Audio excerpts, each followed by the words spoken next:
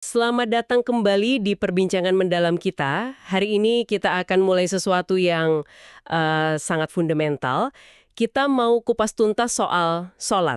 Betul. Tapi bukan dari sisi fikihnya dulu ya. Ya. Kita mau lihat langsung dari sumber utamanya, Al-Quran, berdasarkan materi yang sudah kita siapkan. Dan karena topiknya ini luas sekali, kita bagi jadi 3 bagian. Nah, untuk yang pertama ini kita fokus ke fondasinya dulu. Kenapa sih Al-Quran itu menempatkan sholat di posisi yang sentral banget dalam bangunan iman? Tepat sekali. Jadi tujuannya itu untuk memahami semacam filosofi di balik sholat menurut Al-Quran itu sendiri. Bukan cuma sebagai ritual kan? Bukan. Tapi lebih ke penanda identitas. Misi kita bersama Anda hari ini adalah untuk melihat kenapa sholat itu bukan sekedar kewajiban di sebuah daftar, tapi wujud nyata dari iman dan takwa. Oke, mari kita bongkar ya. Hal pertama yang langsung menarik perhatian saya dari sumber-sumber kita itu posisinya. Posisi sholat saat pertama kali disebut. Ya. Ini ada di awal sekali, di surah Al-Baqarah. Tepat setelah Al-Quran memperkenalkan diri sebagai petunjuk bagi orang bertakwa. Ciri pertama yang disebut setelah iman itu ya sholat. Urutannya ini kayaknya penting banget. Saya bacakan ya di ayat 3. Yaitu mereka yang beriman kepada yang gaib, yang mendirikan sholat. Persis. Urutan itu bukan kebetulan sama sekali. Itu adalah sebuah penegasan struktur. Struktur ya. Bisa dibilang ini semacam hierarki spiritual gitu. Fondasi paling dasar yang tidak terlihat, yang ada di batin, itu kan iman kepada yang gaib. Sesuatu yang kita yakini tanpa bisa kita lihat. Nah, pertanyaan logisnya kan? Gimana cara membuktikannya? Tepat. Bagaimana iman yang abstrak di dalam hati ini bisa punya wujud di dunia nyata? Gimana kita tahu kalau iman seseorang itu bukan cuma konsep di kepala? Betul, betul. Dan ayat ini menjawab dengan sangat lugas. Tindakan lahiriah pertama yang menjadi bukti dari iman itu adalah mendirikan sholat. Jadi sholat di sini fungsinya seperti penerjemah. Dia menerjemahkan keyakinan yang abstrak di dalam hati menjadi sebuah tindakan yang konkret, yang disiplin, dan dilakukan berulang kali, setiap hari. Saya suka sekali istilah penerjemah itu.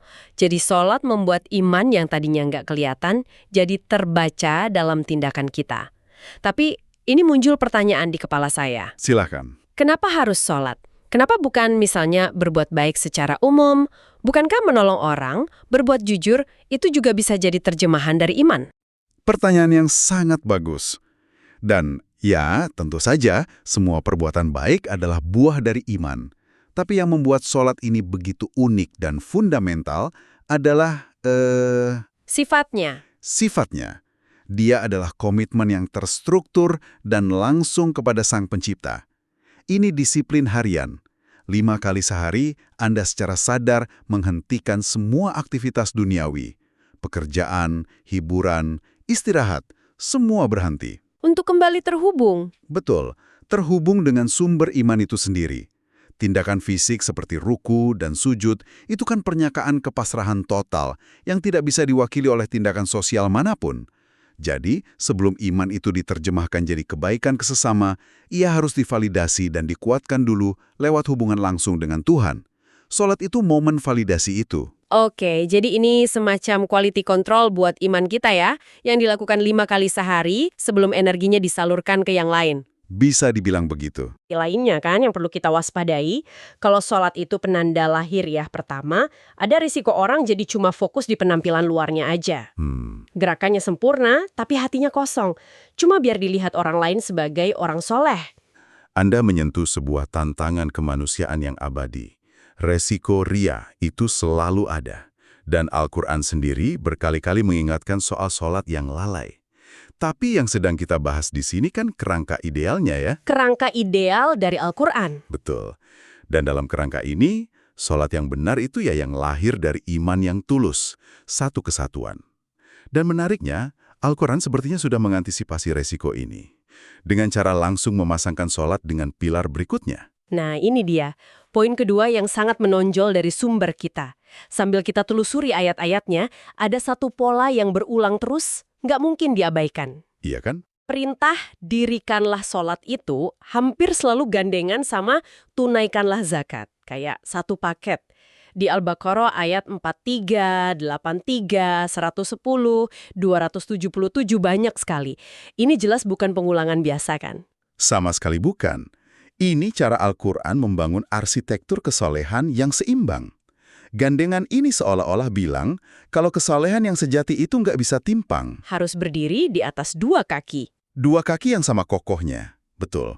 Para ulama sering menjelaskannya sebagai dualitas fungsi yang saling melengkapi. Dualitas fungsi maksudnya hubungan ke atas dan hubungan ke samping gitu ya?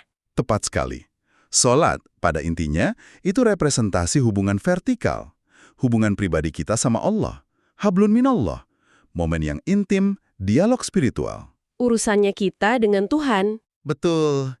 Di sisi lain, zakat itu representasi paling jelas dari hubungan horizontal.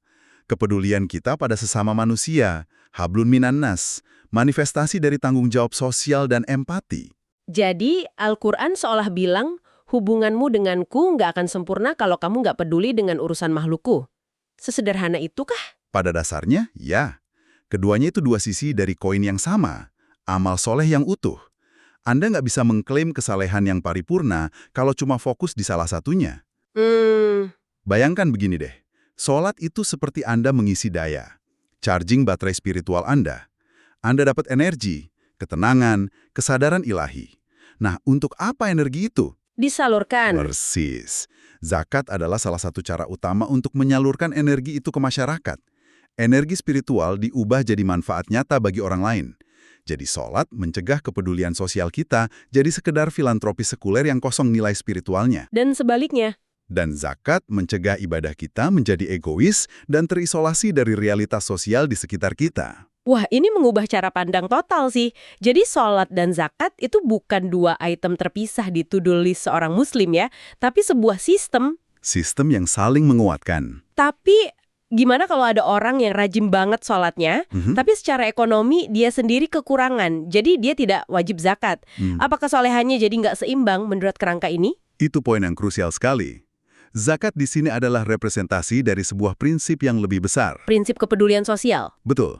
Bagi yang tidak mampu berzakat dengan harta, Al-Quran dan hadis kan membuka banyak sekali pintu amal sosial lain. Senyum itu sedekah, menyingkirkan duri dari jalan itu sedekah, membantu orang dengan tenaga. Intinya adalah, energi spiritual yang didapat dari sholat itu harus punya outlet. Saluran keluar. Ya, saluran keluar yang bermanfaat bagi orang lain, dalam bentuk apapun sesuai kapasitas kita. Penyandingan sholat dan zakat ini adalah penegasan prinsip keseimbangan itu. Oke. Ini jadi jauh lebih jelas dari penanda identitas individu, lalu ke keseimbangan vertikal horizontal. Nah, sekarang sumber kita ini membawa kita ke gambaran yang lebih besar lagi. Ke sebuah konsep payung yang disebut albir, kebajikan hakiki. Ini kayaknya bukan cuma soal baik biasa ya, tapi puncak dari kebaikan. Betul. Albir ini sebuah mahakarya karakter. Bukan satu perbuatan baik, tapi totalitas kebajikan yang mencakup semua spektrum kehidupan.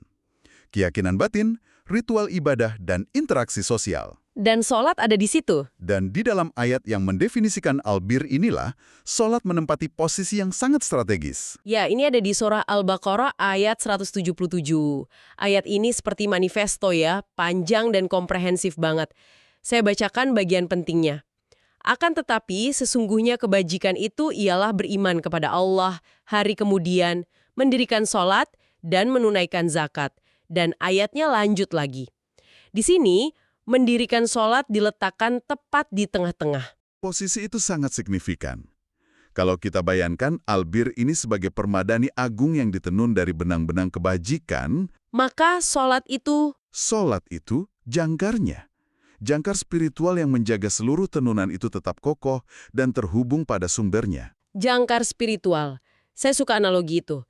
Tapi bisa tolong diuraikan lebih praktis? Gimana caranya sholat jadi jangkar buat perbuatan kayak menepati janji atau sabar saat sulit yang juga disebut di ayat yang sama? Tentu. Cuma lihat strukturnya. Ayat ini kan dimulai dengan fondasi internal, pilar-pilar iman. Percaya pada Allah, hari akhir, dan seterusnya. Ini software di dalam diri kita. Oke. Lalu, Ayat ini diakhiri dengan berbagai amal sosial dan etika.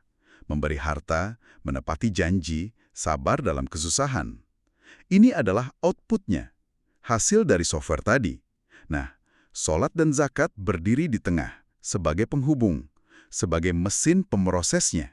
Jadi sholat itu prosesornya. Tepat, sholat adalah momen di mana kita secara aktif menjalankan program keimanan kita. 5 kali sehari kita berhenti. Saat itulah kita mengisi ulang dan mengingatkan kembali diri kita tentang pilar-pilar iman tadi. Oh ya, saya beriman pada Allah. Saya akan dimintai pertanggungjawaban di hari akhir. Recharge. Pengisian ulang atau recharge inilah yang menjadi bahan bakar spiritual untuk melakukan semua kebajikan setelahnya. Energi yang Anda dapat dari sholat subuh, itu yang membantu Anda untuk jujur dalam bekerja seharian. Ketenangan dari sholat asar, itu yang memberi Anda kekuatan untuk sabar menghadapi macet pulang kerja. Jadi tanpa jangkar sholat ini, semua perbuatan baik lainnya bisa jadi rapuh atau kehilangan arah gitu ya? Risiko seperti itu. Tanpa sholat, perbuatan baik kita mungkin masih bisa kita lakukan, tapi motivasinya bisa bergeser. Mungkin kita melakukannya karena ingin dipuji, karena tuntutan sosial, atau karena itu bikin kita merasa baik tentang diri sendiri. Itu semua etika humanis yang baik, tapi bisa terputus dari sumber ilahiyahnya. Sholat memastikan semua kebaikan yang kita lakukan berakar kuat pada kesadaran akan Tuhan. Menjaga niat. Dan itu mengunci semuanya ya?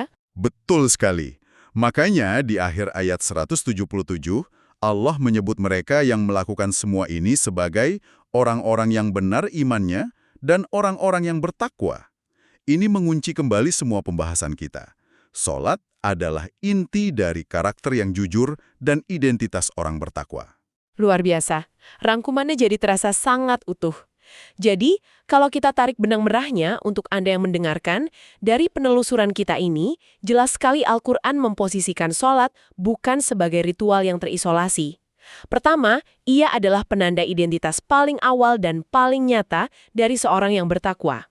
Kedua, ia adalah pilar penyeimbang yang fundamental, menjaga harmoni antara hubungan vertikal kita dengan Tuhan dan hubungan horizontal kita dengan sesama yang selalu digandengkan dengan zakat. Dan ketiga, ia adalah jangkar spiritual di jantung kebajikan hakiki atau albir, menjadi pusat pengisian daya yang memberikan bahan bakar dan kekuatan bagi semua bentuk amal baik lainnya dalam hidup kita. Tepat. Dan setelah kita sama-sama memahami betapa fundamentalnya posisi sholat ini, ada satu pertanyaan lanjutan yang penting untuk Anda renungkan sebelum kita masuk ke sesi berikutnya. Ini bukan pertanyaan akademis, tapi pertanyaan yang sangat personal. Apa itu? Di semua ayat yang kita bahas tadi, Al-Quran secara konsisten menggunakan frasa yuqimunas sholah, yang artinya mendirikan atau menegakkan sholat.